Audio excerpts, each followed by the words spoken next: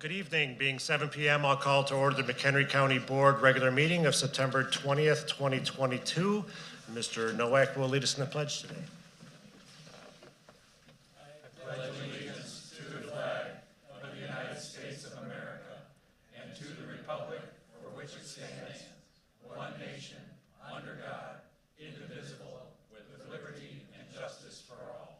For our invocation tonight, we have Reverend Mary Patrice Wendt from the Unity Spiritual Center in Woodstock. Good evening.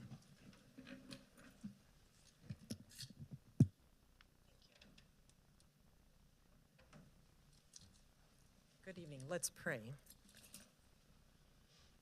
Divine Creator, the very life force that breathes each and every soul in this room, we welcome your presence in to guide, to inspire, to energize all these individuals who participate today. Thank you for every one of them and for the gifts they bring.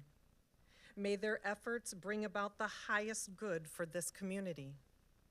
May they be blessed as they plan to grow, nurture, and support all who call Woodstock home. Let this night be one of successful collaboration, connection, and community, one of vision and dedication. Through your name, Jesus Christ, amen. Amen. Thank you, brother. Okay, Mr. Arterio, could you call the roll, please?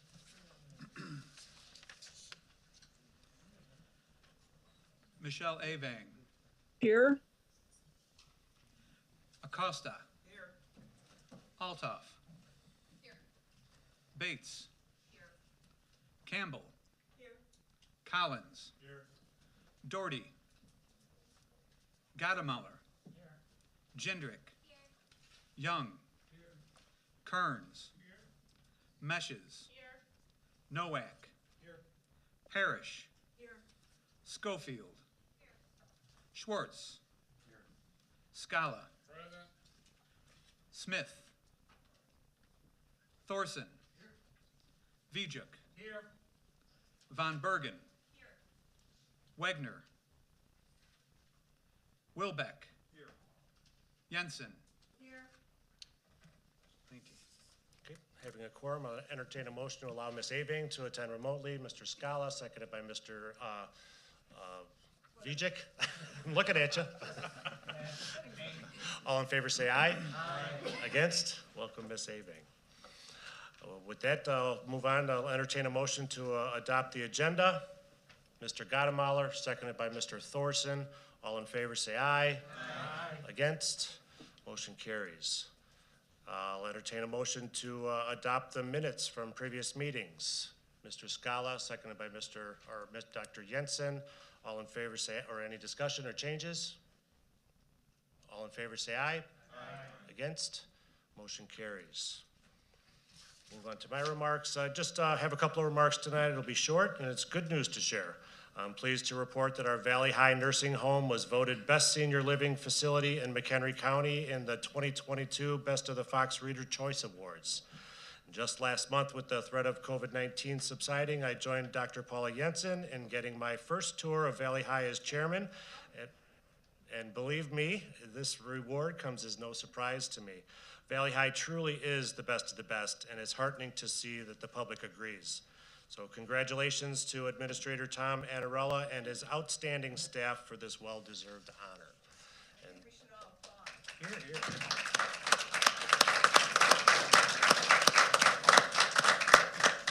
And that's all I've got tonight.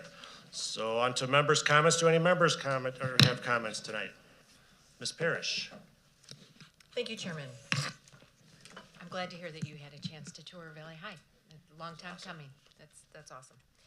Alrighty, thank you. I'm just going to find my notes here to make sure that all right, so last month, I think you might recall that I spoke to all of you and invited you to attend what was then called the McHenry County Youth Consortium meeting. And so I wanted to give you a brief update, if I may. So we we had a meeting. It was the Thursday of our last county board meeting. And I want to thank board members Meshes and Campbell for joining us that day.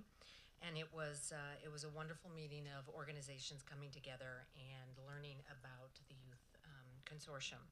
Since then, I'd like to give you some additional updates, and the youth that are involved in the youth consortium actually shared their voices and their thoughts about the organization or the entity that is forming, and they came up with a new name, and we ran with it.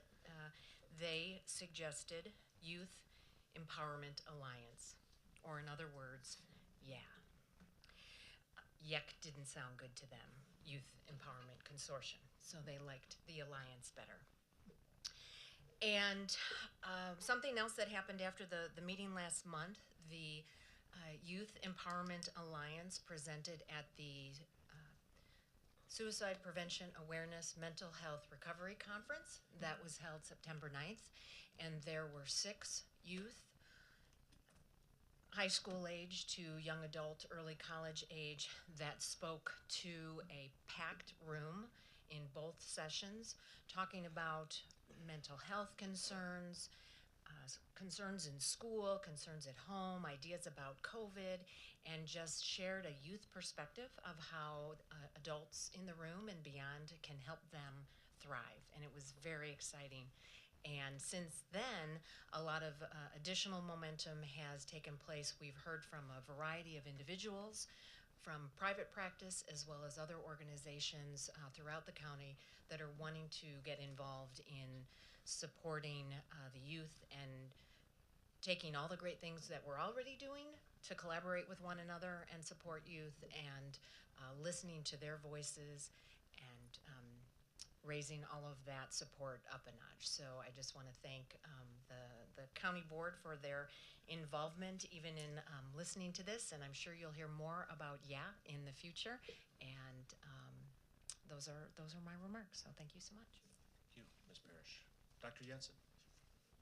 Thank you, and I want to thank the county board members on Public Health and Community Services, as well as the commissioners on the Senior Services Grant Commission. We convened, we interviewed the grant applicants, and we made some very difficult decisions that was with humor, consensus, and consideration of others. And it was a very long process. We started at 8:30 in the morning, and I think we ended around 3:30. Was that at 4? Teresa would know. And it was enlightening. The agencies came in, and they were very well prepared, and then we had to make the difficult decisions about allocations. And I think it was a very well done process, and I would like to thank the staff here at the county to facilitate that process so that it was successful. So kudos to everybody. Thank you. Thank you, Dr. Jensen. Mr. Acosta? Thank you. And actually, this is kind of a remark from both myself and Board Member Wagner, who could not be here tonight. First of all, we're glad to see the list of election judges that we're going to be voting on today. But we did want to express our disappointment at Mr. Tirio's comments during the finance meeting when we didn't have the lists, and he made some references to the Democratic Party being late and having errors.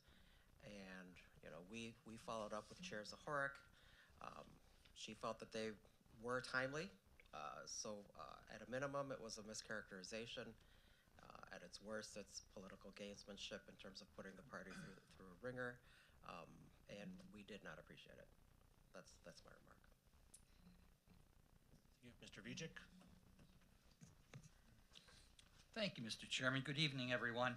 I have 2 things that I would like to talk about. One, I want to thank those people who are willing to volunteer to be election judges in this type of environment right now. I noticed that Cook County, which needs 7,000 judges, have only 4,000, so they're turning to veterans to maybe assist them in the process, because the veterans took up arms for our well-being and for democracy, and they're hoping that they will again step up to help democracy. So I want to personally thank those people who volunteered.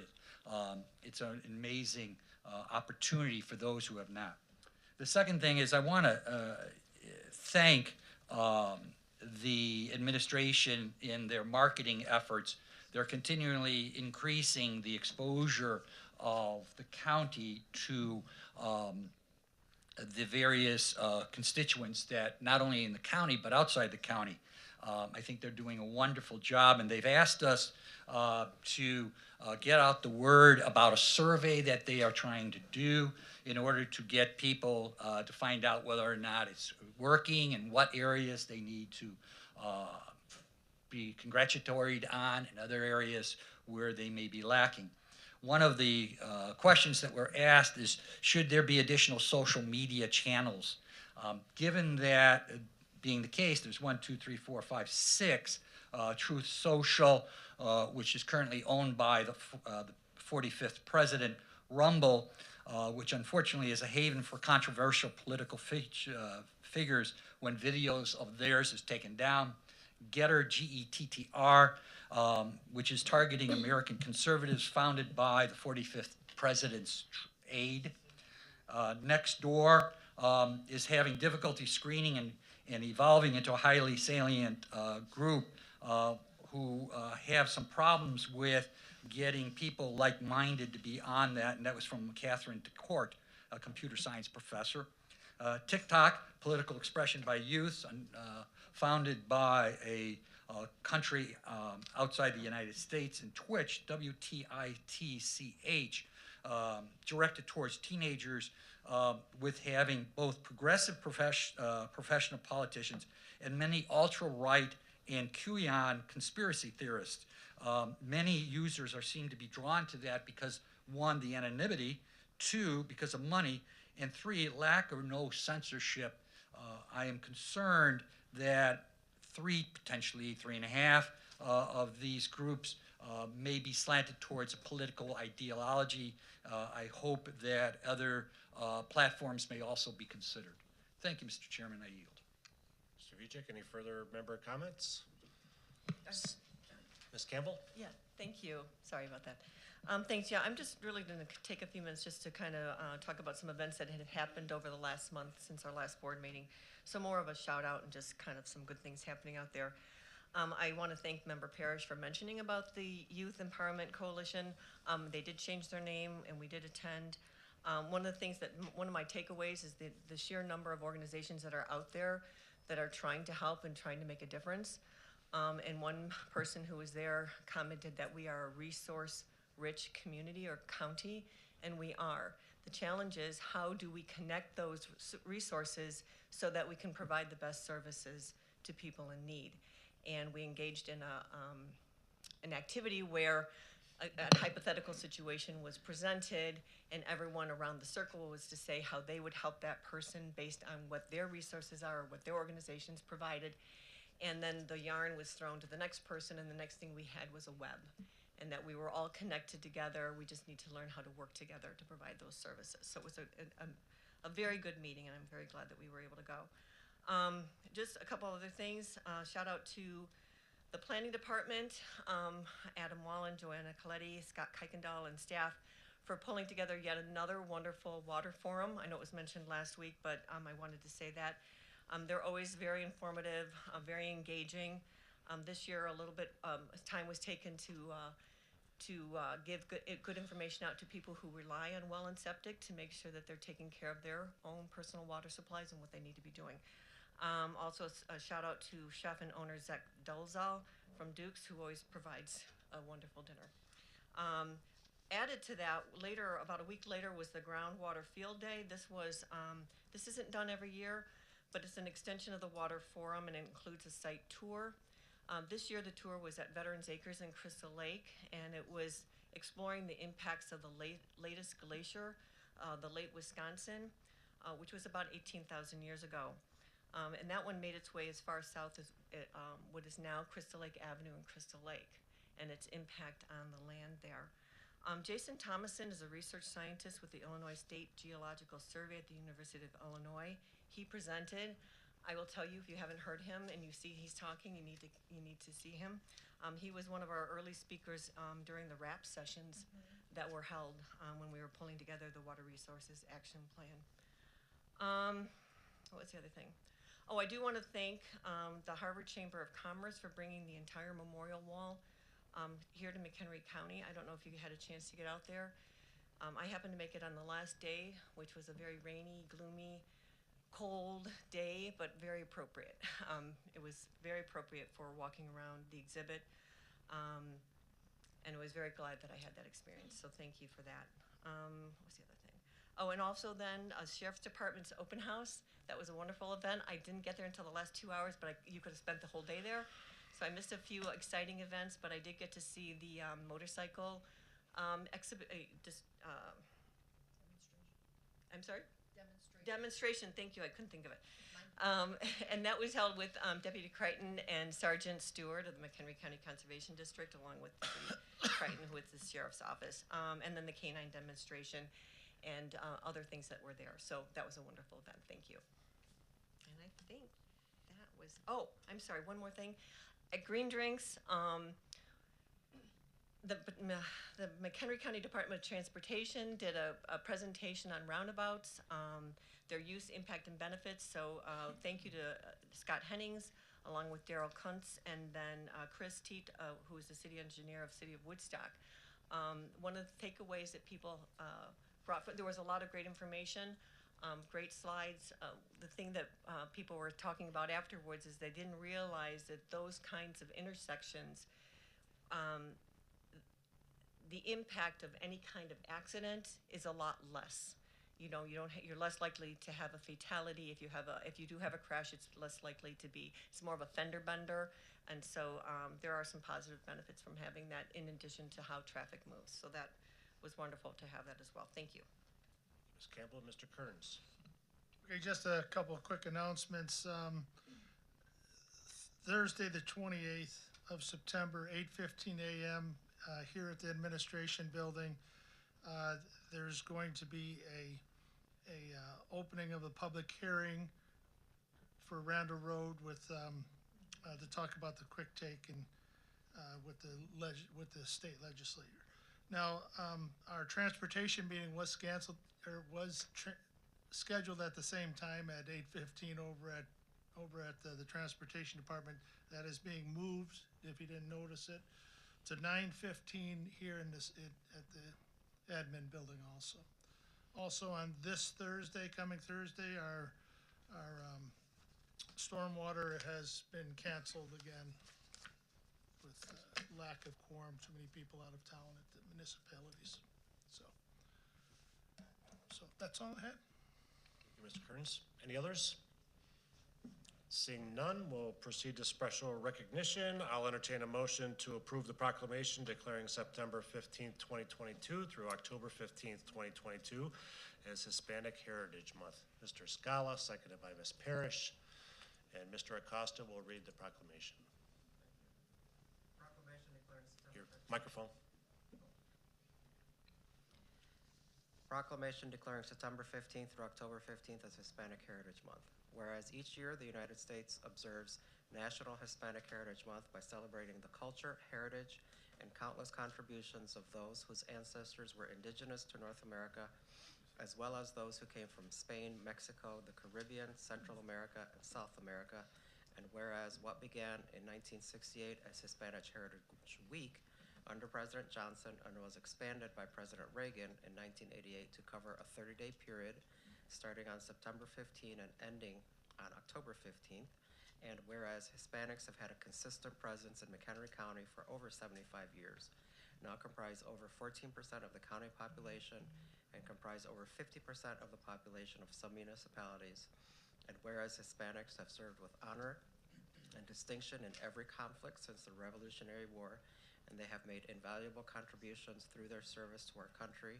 And whereas Hispanics lead businesses, not-for-profits, social movements, and places of learning across McHenry County. They serve in local government, from advisory commissions to city councils, county government, state government, and federal government. And whereas Hispanic Heritage Month provides a special opportunity for teachers, schools, as well as public and private organizations to focus on the many Hispanic Americans whose lives have shaped our common history and heritage. And whereas during Hispanic Heritage Month and throughout the year, it is imperative to embrace our diverse history so that all children can see themselves in our nation's past and know that they have a crucial role to play in its future. Now therefore be it proclaimed that this County Board of McHenry County, Illinois hereby proclaims September 15th, 2022 through October 15th, 2022 as Hispanic Heritage Month in support of Hispanic Americans across McHenry County. Dated at Woodstock, Illinois, this 20th day of September, AD 2022. Thank you, Mr. Acosta. All in favor say aye. Aye. Against? Motion carries. On to zoning petitions. Do any members have an item they'd like removed from the zoning consent agenda? Seeing none, I'll entertain a motion to approve the zoning consent agenda. Mr. Thorson, seconded by Mr. Collins. Clerk, could you open the voting, please? Voting open? It's open. Voting is open. Have all voted who wish? Forget to submit. Have all voted who wish? Have all voted who wish? Clerk, could you call the roll for Ms. Avang? Ms. Avang? Yes.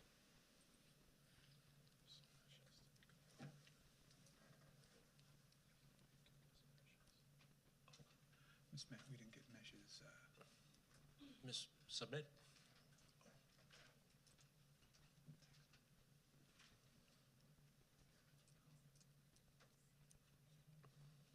Okay, motion carries. Move on to public comment. Just a reminder, public comments limited to 3 minutes, at which time the red light will come on, and I would ask you to summarize your comments if you haven't already. Mr. Jan Vanderspool.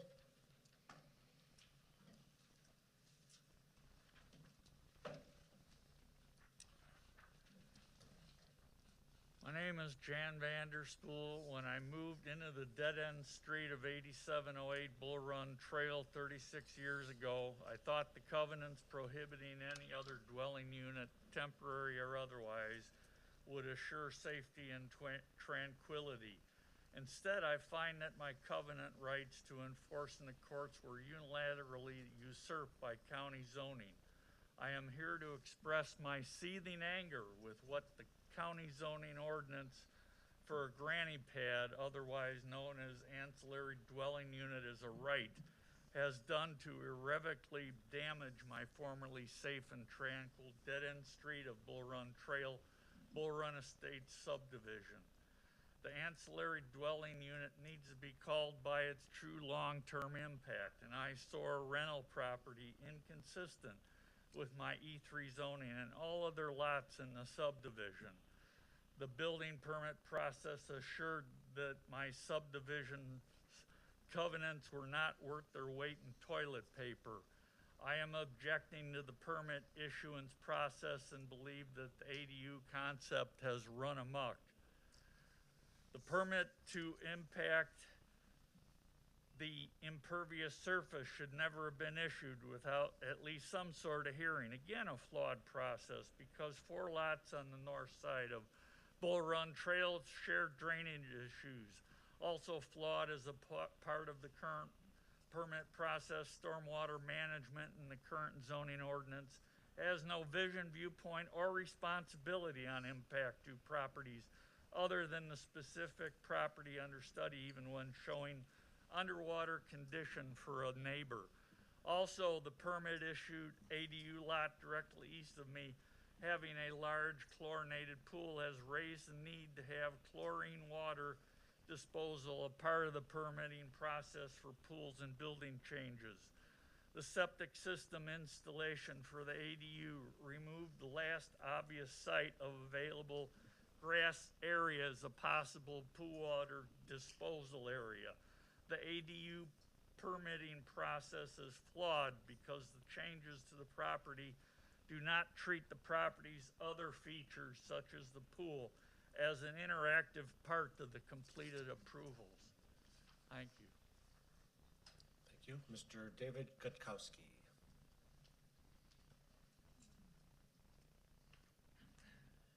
I know a little bit about John because I'm an E3 as well at my place. So,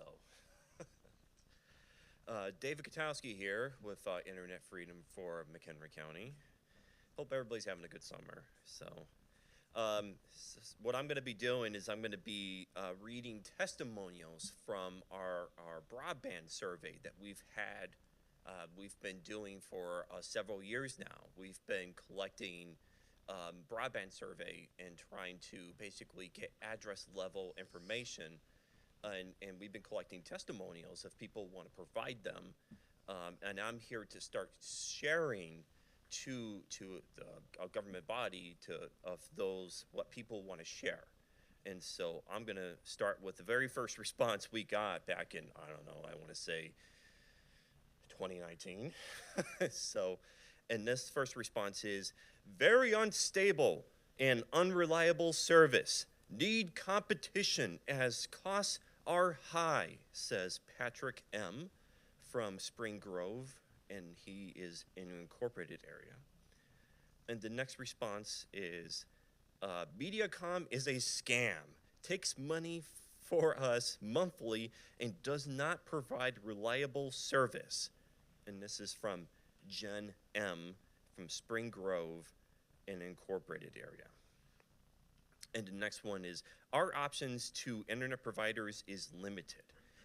We have two options where we live. However, it is not that others couldn't service us. I've been told it is the community blocked out others. That's not true, but we've explored that topic. Our broadband provider option is very expensive and unreliable, while our other option, DSL option, is very reliable with fiber optic, but it is not very fast as broadband, but very reliable. Amanda M. from Spring Grove, unincorporated. Next one is, we have no options with our ISP, and they know it. It costs too much, and the outages are frequent and sometimes last for days.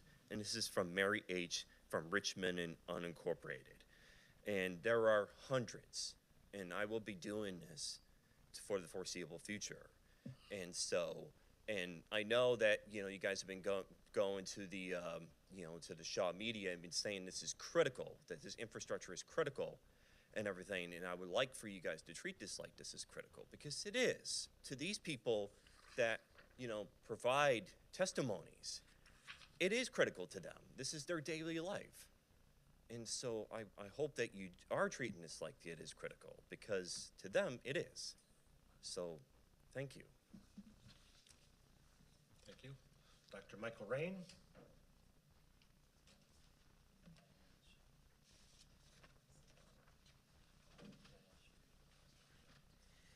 Good evening, everybody.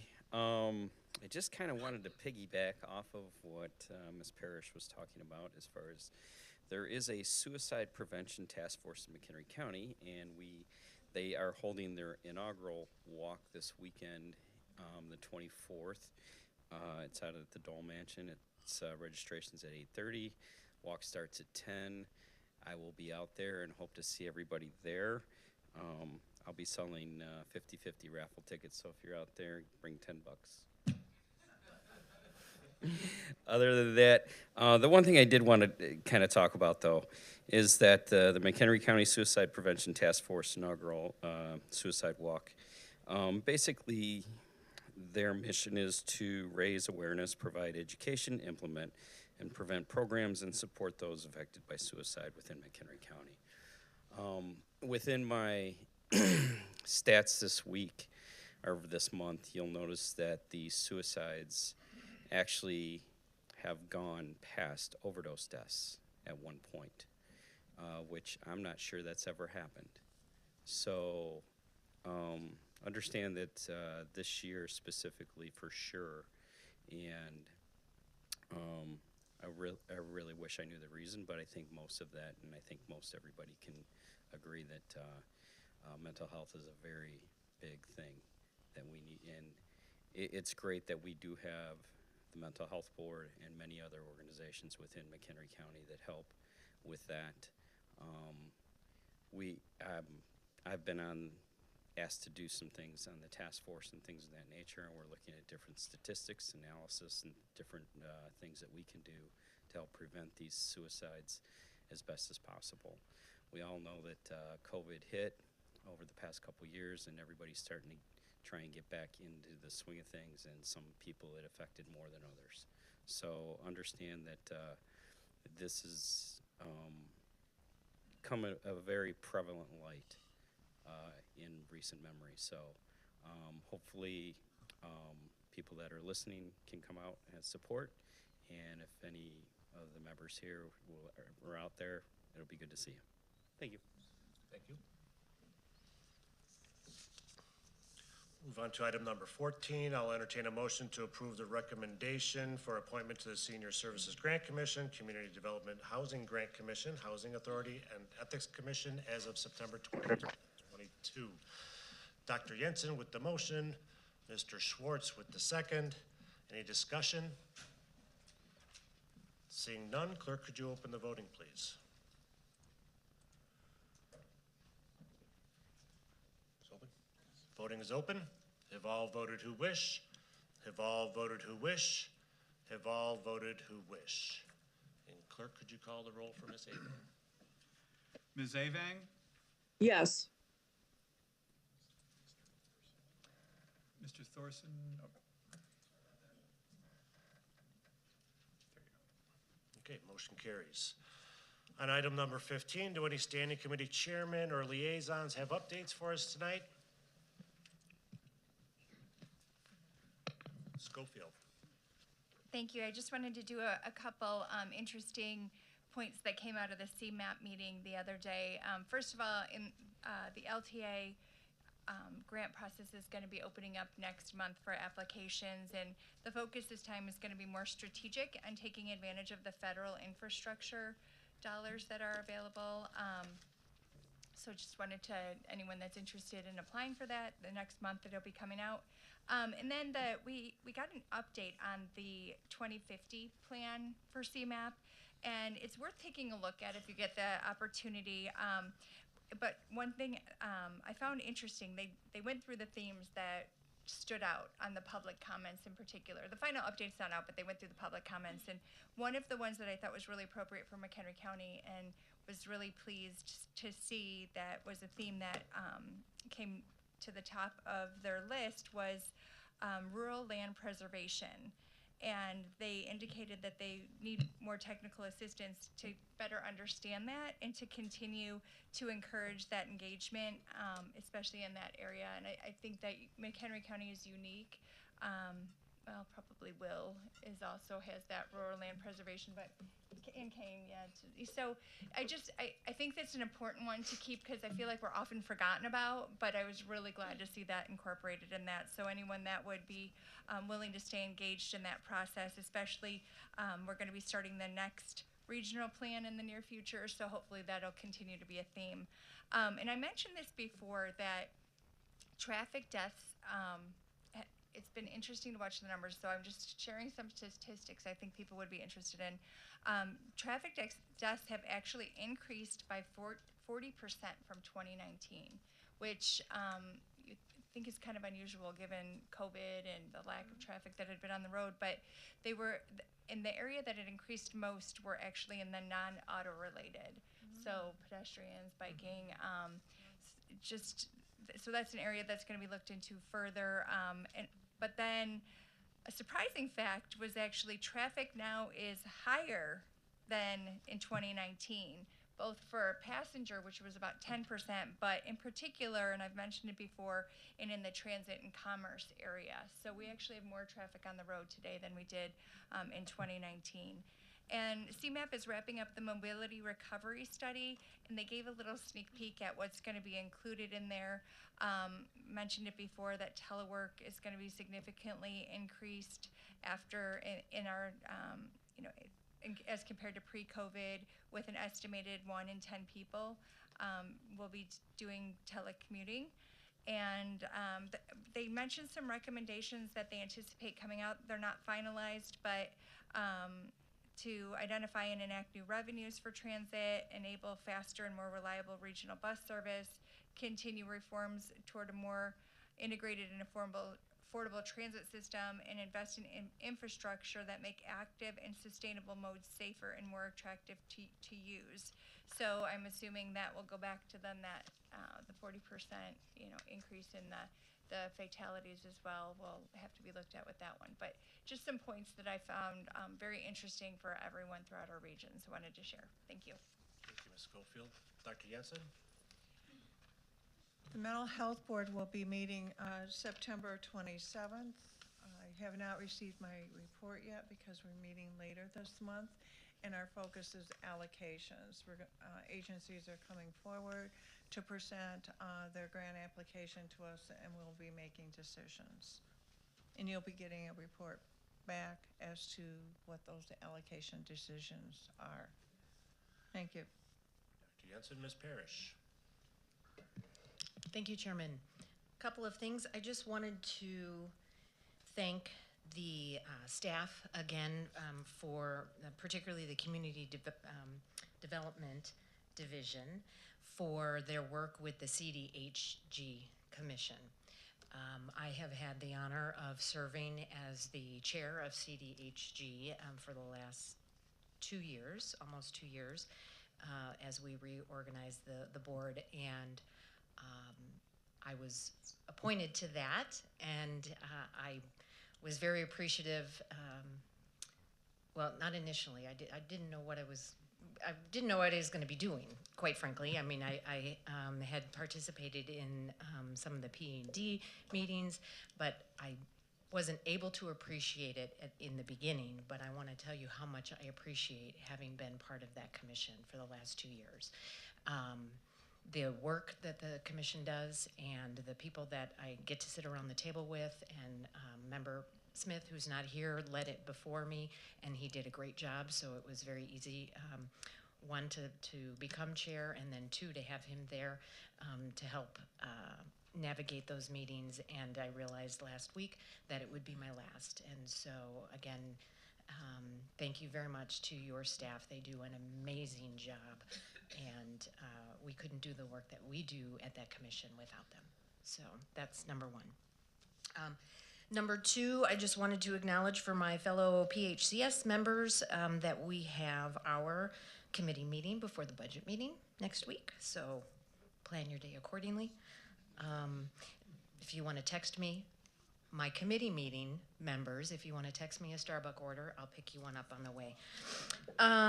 So that is, well, no, you're going to have time to get your Starbucks order and before the budget meeting.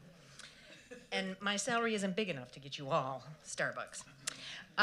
Anyway, sorry. And then number three, I wanted, because it's PHCS related, and I left it out of my earlier member comments, one more thing about the Youth Empowerment Alliance is that Executive Director Alex Campbell from our McHenry County NAMI and Clinical Director Dr. Melissa Katz from Samaritan Counseling Center have been invited to present, along with probably the same 6 youth that were at the suicide prevention conference 2 weeks ago. They're all going to present at the Illinois NAMI conference next month. So McHenry County will be represented at Illinois NAMI. I think it's October 14th and 15th. That concludes my liaison comments. Oh, wait, Board of Health was canceled last night because we didn't have a quorum, so I think we're meeting on Monday. Thank you, Ms. Parrish. Any other liaison reports? Seeing none, I'll entertain, or do any members have an item they'd like removed from the routine consent agenda? Mr. Thorson? Just for the purpose of my recusing 16. Did you put on microphone? Microphone. Thank you, sir. Just to recuse myself from item 16B 2.4. Either remove that, or can you just mark it? Can you mark it? Can you vote? I think I have to remove it. Okay, we'll remove it. 16, what was the number? 16 2B4. Thank you. Wilbeck. 16-2-11 and 16B-2-12.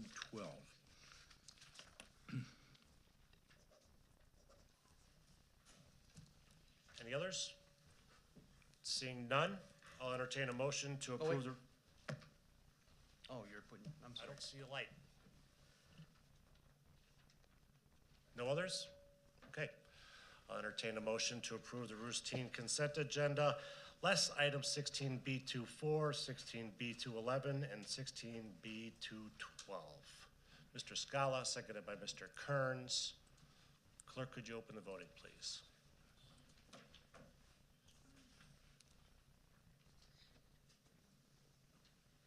Okay, voting is open. Have all voted who wish? Have all voted who wish? Have all voted who wish? Clerk, could you call the roll for Ms. Avang? Ms. Avang? Yes.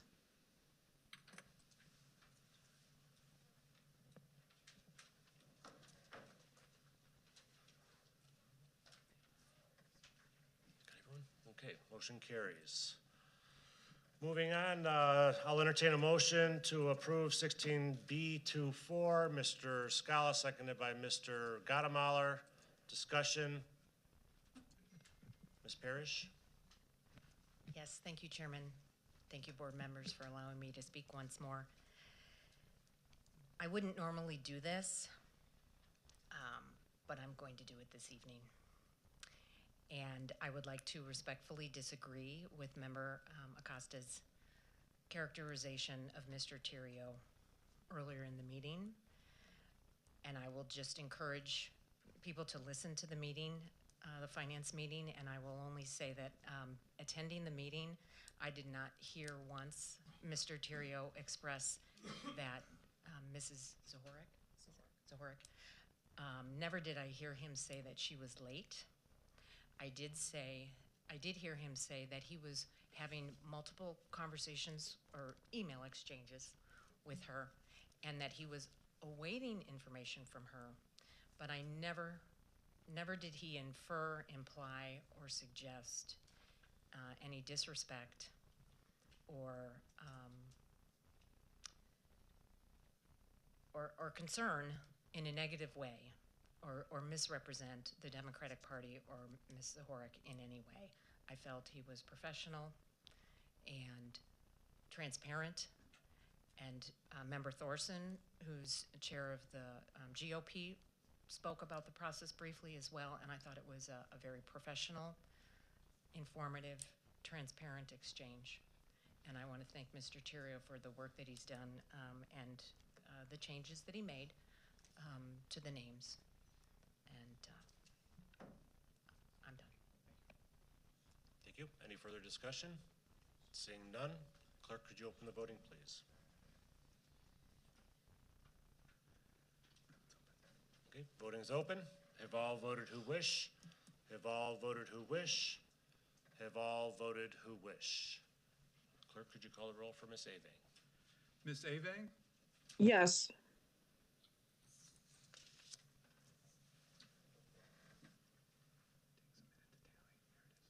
Okay, motion carries. And I'll entertain a motion to approve 16B to 11. Mr. Scala makes a motion for 11 and 12, seconded by Mr. Schwartz. Discussion? Seeing none, clerk, could you open the voting, please?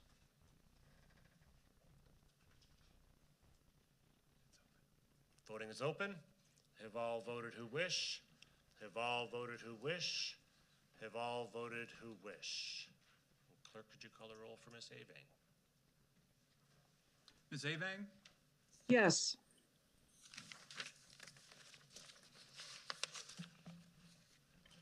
Okay, motion carries. Moving on to reports and presentations, and Mr. Austin and Boyso with the fiscal year 23 budget update.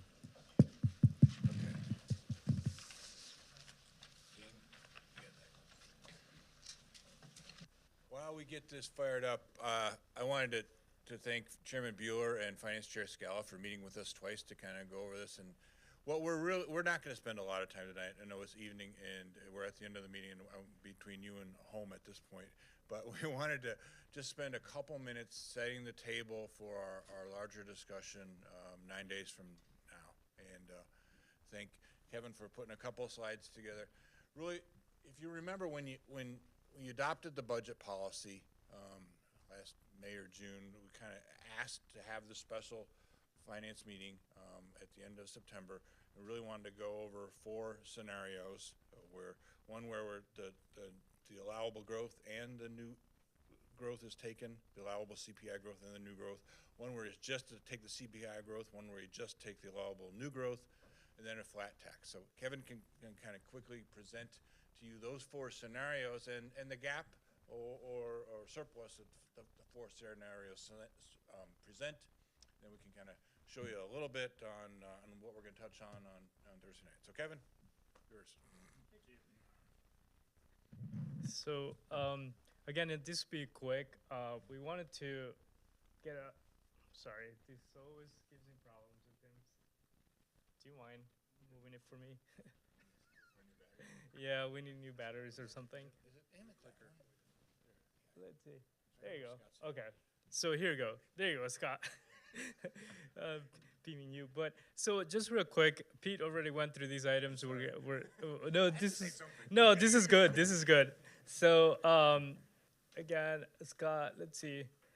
So one quick update from our conversations that we had at our last month's cow update. So if you recall, we were looking at we're basing those numbers based on estimates, and on the expenses side, not all departments had presented their budgets.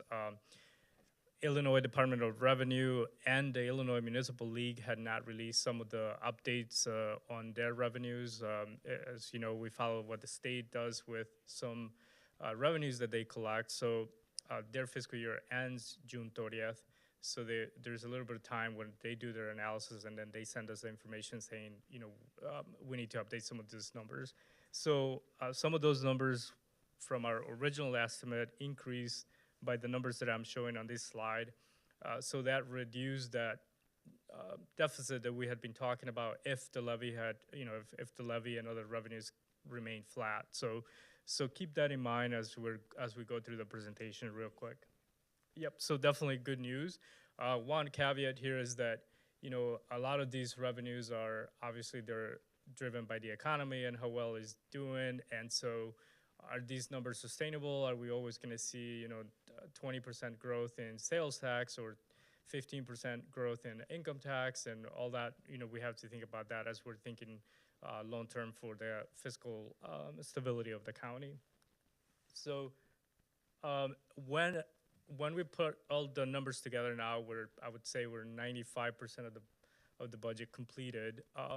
We're looking at the 4 different scenarios that Pete just mentioned. So we showed the fiscal year 2022 budget for reference point. You see that there is a large increase compared to prior year in any of these budgets that you look at it. And the main driver is all the DOT related projects. So we have about $54 million worth of new projects. So this is not all related to operations of the county.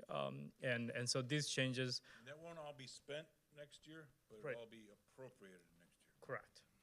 So in this case, so we're looking at a scenario, if we're reading the screen from left to right, you look at 2023 budget.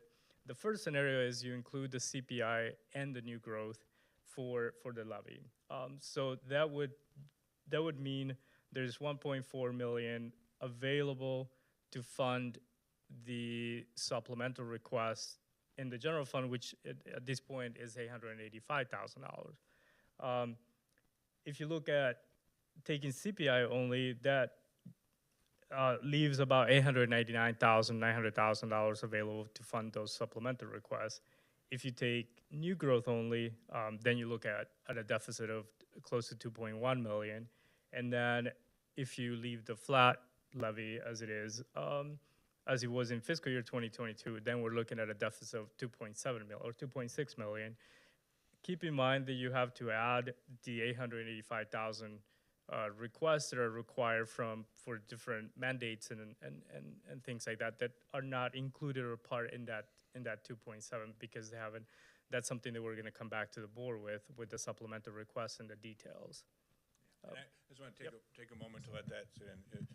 That $885,000, it's labeled supplemental because it's new, but virtually every one of those dollars is a must-do, as what the state has asked us to take on and how to accomplish it. Those are nearly all must-do. So when we look at option 3, with only taking the new growth, which I appreciate is a politically attractive route, that does create a gap there of nearly $3 million. So what we're setting the table today to kind of frame that, and I'm hopeful that we can come back and give you some options when we talk more. Is it okay to ask you questions while you're presenting? Sure. Yeah. I don't want to interrupt your train of thought. No, we're flexible. Is it okay for me to ask? I know this is a high-level presentation, but what is the total, maybe you said this, what is the total amount for supplementals? The total amount for general fund, No, supplementals. well, For the request for supplementals, what is that? Because it says amounts presented do not include required supplemental requests totaling $885,634. So if we're looking at a deficit, what are, in preparation for that meeting, and I want to give thanks to the Finance and Audit Committee, as well as you, Kevin, and staff, but I'm just listening, and what is the total amount of? well, we've tried to balance all of the funds except for the general fund, because that's where the new money is going to go. And that's Okay. why we're framing only the general fund supplementals, because that's the number, we're trying to frame for you that final hump we need to get over. Do you follow? I mean, we're not showing you Valley High supplementals because we'll Well, balance that I budget mean, out. some of it is really not a supplemental, it's required, and I Absolutely. think some And of we've my already- and- colleagues and- on Valley have- High would have you heard- agree that gloves, are, it's not really a supplemental, it's really necessary. So I think we need to also frame it in a way, Yeah, I've heard that one loud and clear. you hear, I mean, you know what I mean? It's different for gloves and all of this stuff, and including it into a supplemental can be very deceptive when it's really a required, Traditionally, we've used the term supplemental to talk about where the budget is growing, what is new, right? We've already baked in here all your new fuel costs and new utility costs. I heard that loud and clear, but we're trying to show you where the real new costs are. Where's 4 new state's attorneys going? Where's the new sheriff's IT person going? Where's the new public Okay. defender going? And that's where we're kind of Okay. loading all those in there. all right, I appreciate that insight. So that gap, if we went this path, that gap there is about $3 million. We went this path, we're funded somewhere in the middle. That's what we're trying to find. I feel like the good news is, from where we were the second week in August to where we now are in the third week of September, it's pretty remarkable. And Kevin and Carrie have done a great job in getting us here in all of our offices and department heads, but we're within striking distance, and that's really what I wanted to share with you today.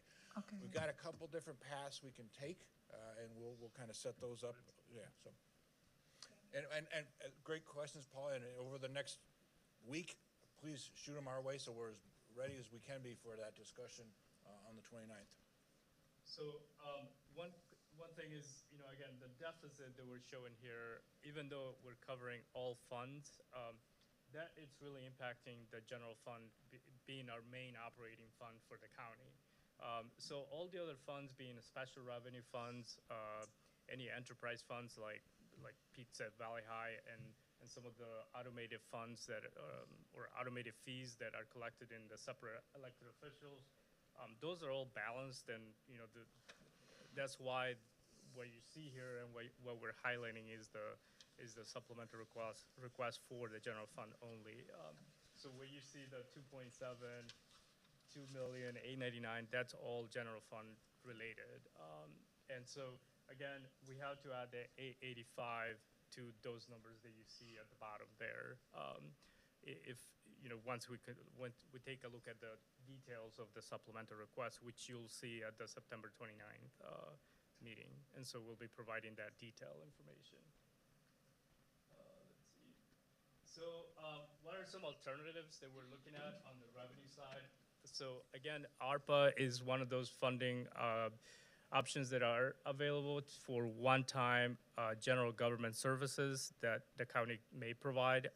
So the key word is a one-time revenue item that we cannot count on for ongoing expenses. So that's why projects that are, projects that come up every so often, 5 years, 10 years, 20 years, those can be funded through, as long as they're providing general government services, they can be funded through ARPA. So that is one option.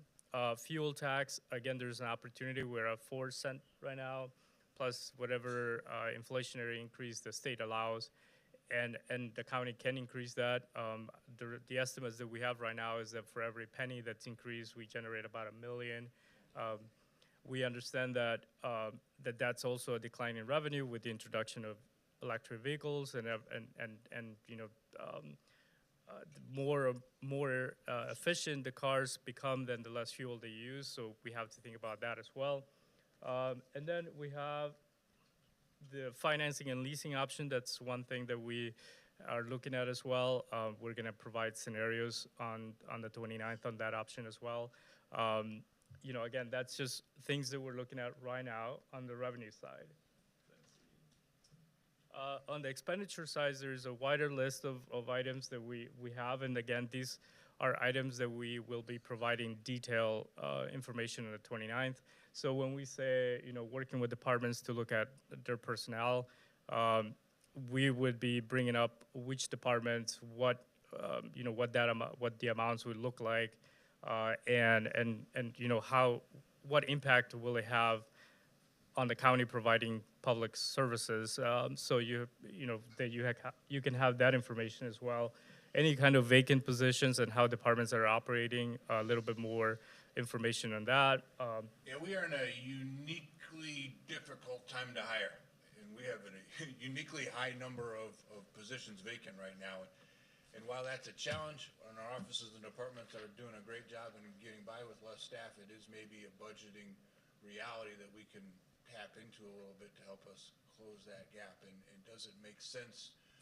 We're going to have 80 open positions on December 1 to budget for them all in that way. So that's something we've talked a little bit about with Chairman and Mike Scala and some with the Finance Committee, and I think that is a door we can open up a little bit further for you on the 29th.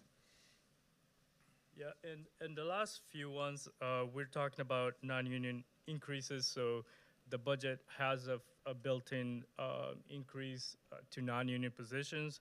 That would be one item that we would come back and, say if we can't support it, we would propose something related to that. Any kind of capital expenditures and what those would be. What are some of those that can be delayed or may have to be rescheduled because of the funding that's available. And then the budget policy does set the base for the county to be able to charge some of these expenses out to enterprise funds. So we have 2 enterprise funds, and so that's Valley High and ETSB. They're supposed to self-sustain and cover all the expenses. So anything related, there's an amount that's allowed for administration. So all the HR, accounting, all those functions can be charged out. We're not currently doing that. Same thing with, we are charging out some things to Valley High. Liability insurance is one of those. But there's more opportunities there. At this point, we're looking at that as an option. And if we were to bring that up, we would provide more details of what that would look like. Well, can you tell me what you mean by reduced senior services grant amount? Do you mean reducing the levy? Or what do you mean by that? That's what I mean, yeah. And I'm going to tell you, I will be very vocal about that. I'm going to forewarn you of being forearmed, right? Or forearmed, forewarned.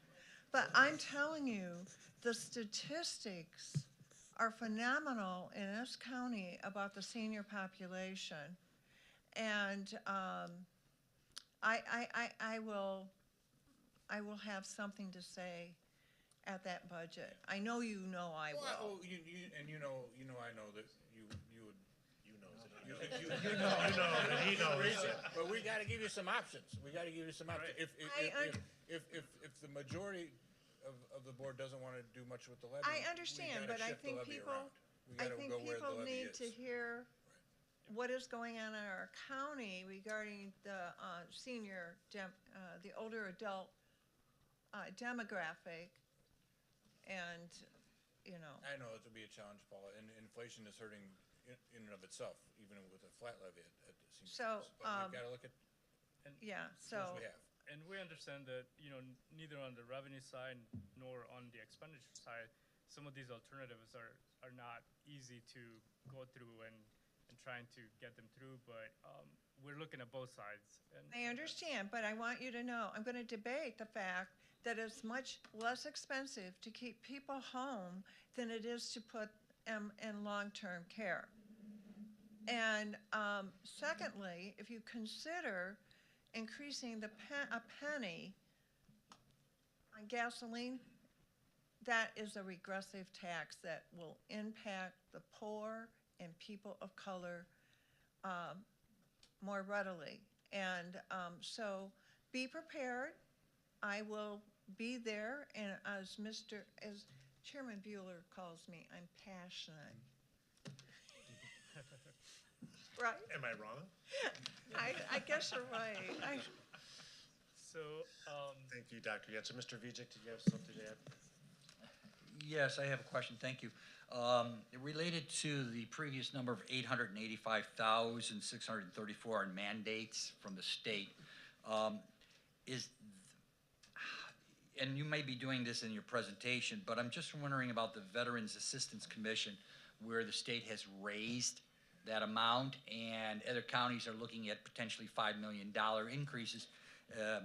Is the 885,000, generally speaking, we're talking about a big overview, is that the majority for the Veterans Assistance Commission?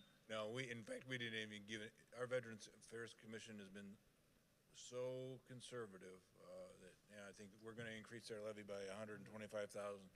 We didn't even put that up here.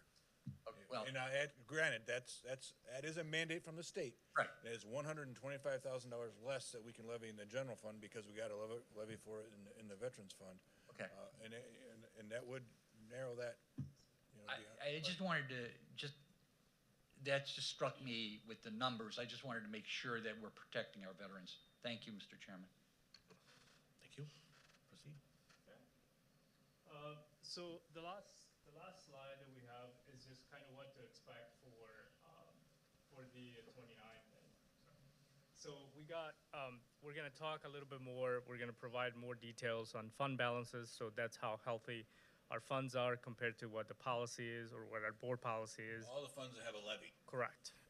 Otherwise, we'd be having 60 different, just that would be 60 slides. But and then we're going to talk, there'll be an update on the Safety Act by two departments. And so I think we're going to have guests from the criminal justice system to talk a little bit about for the Sheriff's Office, Court Services, perhaps the State Attorney, each giving a little bit of an update on where they're at with the safety and the implementation.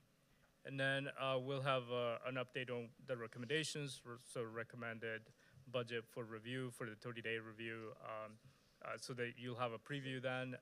And then we'll also go through Questica, and we'll be publishing the dashboard for the 2023 budget so that you can navigate it by department, by category. You can drill down to main account level if you wanted to, so you can spend a few hours of your evenings or something like that using Questica and just exploring the fiscal year 2023 budget in any way do you like to. So and we'll give you a demo, and then obviously after that, if there's any questions or help is needed with navigating Questica, we'll be able to provide you with that information as well. And that's my Stranger Things theme. Yeah. Chairman, may I request of the chair that the slides would be available for board members? Mr. Austin, Can you make the slides available to board members? Electronically. Yeah, we'll get them out. Thank you. Just remember, every number is going to change. Mr. Nowak?